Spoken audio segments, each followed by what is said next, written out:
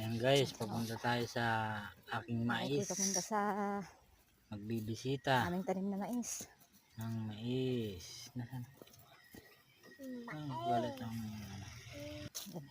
Ayan guys, papunta ako ngayon sa aking mais. Magbibisita.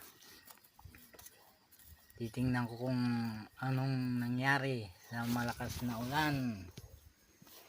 Kung hindi inabot ng baha yung nasa baba. Ayan. Kung anong itsura na, kung maganda na ang aking mais. Ano, mataas ng Ganda na mais. po ako. Ano ay tinanim Yan namin. po ang aking mais. Ang aming tinanim ng aking Mag-aabot mamaya. asawa. Sabi ho,